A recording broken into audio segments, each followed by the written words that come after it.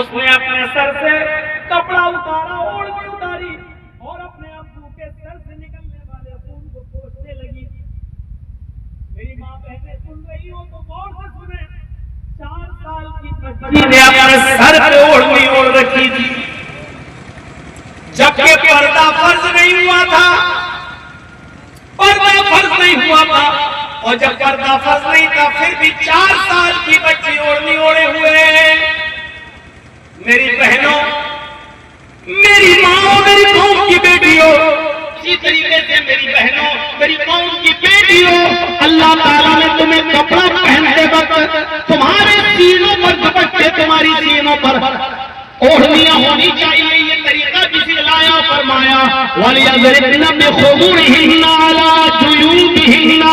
تم اپنے اوڑھنیوں کو اوڑھتے وقت اپنے سینوں پر پردہ ڈال لیا کرو، تم اپنے سینوں پر جلباب ڈال لیا کرو، چادر ڈال لیا کرو۔ اللہ تمہیں طریقہ بتلا رہا ہے، اللہ تمہیں طریقہ سکھلا رہا ہے کہ جب بھی تم چادر اوڑھو تو تم اس کو اپنے سینے پہ ڈال لیا کرو۔ اللہ نے تمہیں دوپٹہ اوڑھنے کا، تمہیں اوڑھنی اوڑھنے کا طریقہ بتایا ہے، لیکن افسوس یہ کہ آج اوڑھنیاں ہمارے سروں سے ہی اتر گئی، سینوں پر آنے کی نوبت کہاں ہے؟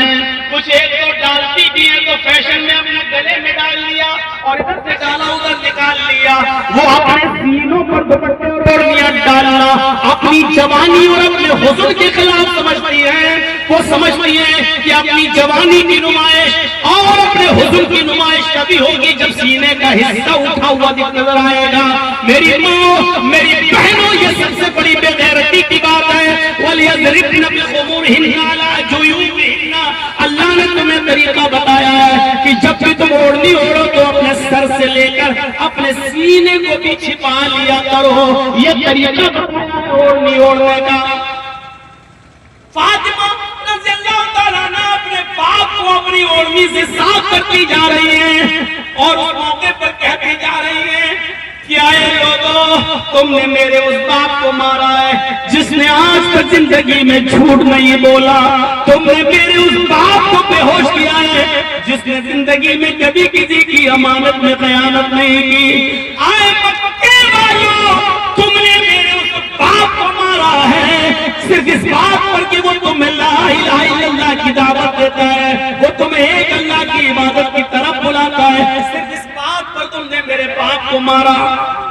اور آنکھوں سے آنسو آ گئے فاطمہ کے، اور ایک دو قطرے نبی کے چہرے پر گر گئے۔ اللہ کے رسول آنسوؤں کے ان قطروں کی کرماہٹ سے اٹھ گئے، اپنی بیٹی کو اپنے پاس بیٹھا ہوا دیکھا، سینے سے لگایا اور اپنی بیٹی کے آنسوؤں کو پوچھا، اور پوچھتے ہوئے فرمایا وہ قوم کیسے فلاح پائے گی، وہ قوم کیسے نجات پائے گی جو نبی کے سامنے اس کی بیٹی کو رلاتی ہے، نبی کے سامنے اس کی بیٹی کی آنکھوں میں آنسو آ۔ تھکاوٹ ہم سے کہے آپ کو تھکاوٹ بھی ہو گئی ہوگی، آدیش وہاں سے نہیں ہو رہا ہے، ہم سے کہے ہم سے کہو تو ہم تو فجر تک بول رہی ہے۔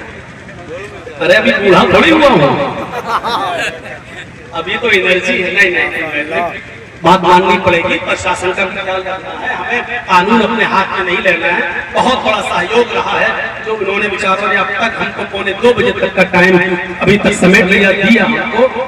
نہیں، تو میں کہنا یہ چاہ رہا تھا میرے بھائیوں، میں اس پر پرشاسن والوں کا بہت بہت شکر گزار ہوں اور آبھاری ہوں کہ انہوں نے ہمیں اتنا تعاون کیا، اتنا ہیلپ کیا۔ مجھے امید ہے کہ آئندہ بھی آپ اسی طریقے کی ہماری ہیلپ کرتے رہیں گے اور ہم بھی قانون کو اپنے ہاتھ میں نہیں لیں گے۔ تو بس یہ بات ہم پوری کرتے ہیں کہ فاطمہ رضی اللہ تعالیٰ عنہا کو کے بارے میں اللہ کے نبی نے کہا کہ وہ قوم کیسے نجات پائے گی